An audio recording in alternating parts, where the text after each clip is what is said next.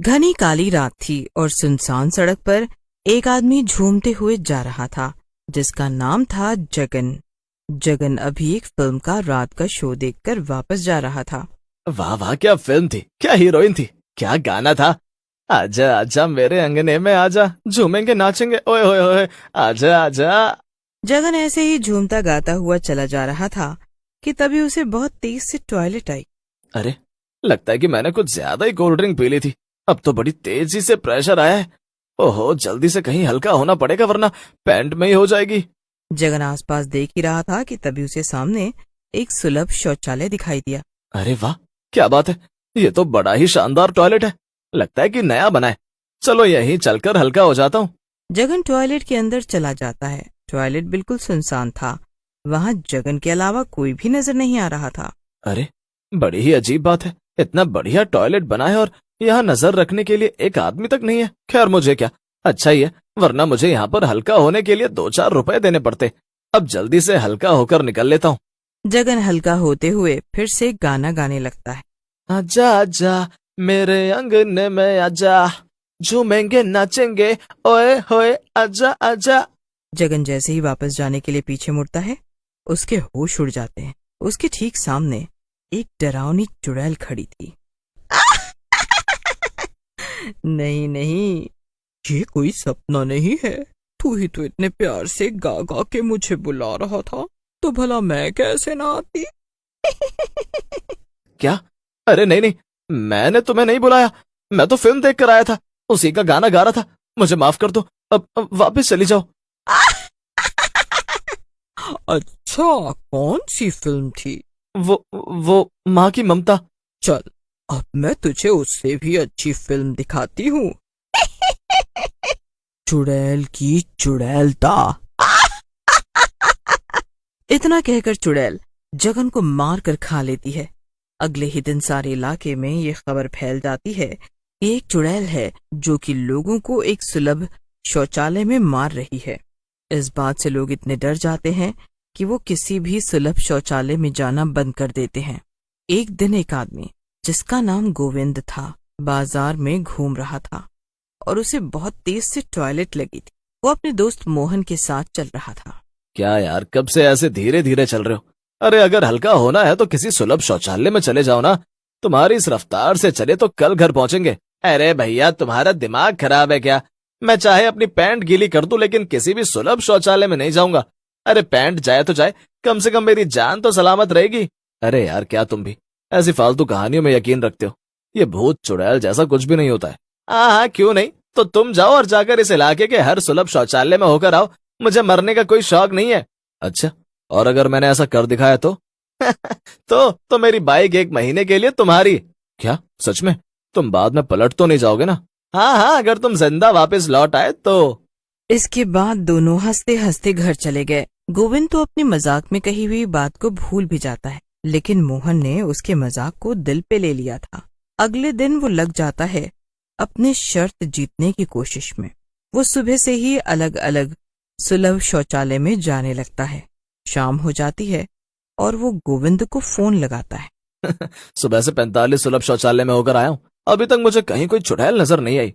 ये शहर वालों ने बेवजह ही अफवाह फैला रखी है। शाम होने को आई है, अब तो बस इस इलाके का एक आखिरी शौचालय ही बचा है।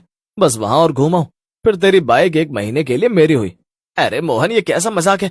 तू सच में चुड़ैल को ढूंढने निकल पड़ा? अरे ये बेवकूफी मत कर, वापिस आजा। और देख, रात भी होने वाली है। हाँ, अब तू जान गया है ना कि तू हारने वाला है, इसीलिए मुझे वापस बुला रहा है। लेकिन मैं तेरी चाल कामयाब नहीं होने दूंगा। चल अब फोन रख, मिलता हूँ तुझसे रात में घर आकर। अपनी बाइक तैयार रखना। मोहन की बात सुनकर गोविंद डर जाता है। मोहन फोन काट देता है और गोविंद की एक भी नहीं सुनता है। इसके बाद मोहन उस आखिरी सुलभ शौचालय में चला जाता है। ये वही शौचालय था जहां पर चुड़ैल थी। मोहन जल्दी से अंदर चला जाता है, लेकिन मोहन जैसे ही पलट कर देखता है, उसके सामने चुड़ैल खड़ी थी। चुड़ैल को सामने देखकर मोहन के होश ही उड़ जाते हैं। ये क्या? ये तो सच में चुड़ैल आ गई। इसका मतलब कि गोविंद सही कह रहा था। क्या बात है, जब से मैंने उस आदमी को मारकर खाया था तब से सारा शहर मेरे खौफ में कांप रहा था। लेकिन तू तो कोई बहुत बहादुर आदमी मालूम होता है। जो यहाँ मरने चला आया? चल, अब मैं तुझे भी ऊपर। चुड़ैल की बात सुनकर मोहन बहुत घबरा गया, लेकिन उसने डरने की बजाय अपना दिमाग लगाया। उसने धीरज से काम लेते हुए कहा, ओफो, ये सारा शहर तुमसे डर रहा है, मानना पड़ेगा। इस शहर के लोग बड़े ही बेवकूफ हैं। मोहन को ऐसे हंसता हुआ देखकर चुड़ैल को बहुत अजीब लगा। लगता है अपनी मौत को सामने देखकर तेरा दिमाग काम नहीं कर रहा है। तू पागल हो गया है, वरना तू ऐसे हंस नहीं रहा होता। अरे तुम अपनी हालत तो देखो, तुम पे भला कौन नहीं हंसेगा? इतनी डरावनी चुड़ैल होकर तुम्हारा ठिकाना क्या है? ये बदबूदार शौचालय। मोहन की बात सुनकर चुड़ैल चिढ़ जाती है और कहती है, तू क्या कहना चाहता है? साफ साफ कह। अरे तुम इतनी खतरनाक चुड़ैल हो और तुम्हारा आशियाना ये वाहियात सा शौचालय है।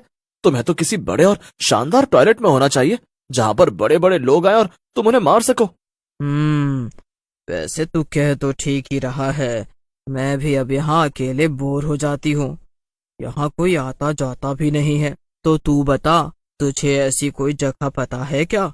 अगर तूने मुझे सही जगह बताई और मुझे वो पसंद आई तो मैं तेरी जान बख्श दूंगी। अरे हाँ हाँ बिल्कुल, मैं तुम्हें किसी बड़े से मॉल में ले चलूंगा।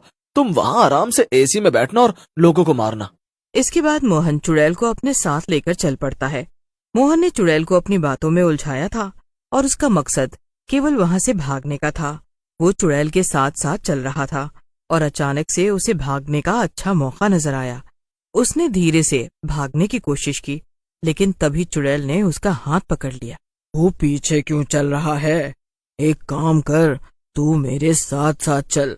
अब जब मैं तुझे मारने वाली नहीं हूँ तो क्यों ना हम दोस्ती कर ले। आजा आजा, मैं तुझे अपनी कहानी सुनाती हूँ। मोहन मन ही मन सोचने लगा, ये मैं कहाँ फंस गया हूँ? अब तो लगता है ये मुझे मारकर ही दम लेगी। ये गोविंद की बाइक के लालच में मैंने बहुत बड़ी मुसीबत सर ले ली है। हाँ तो मैं क्या कह रही थी? हाँ, मेरी कहानी।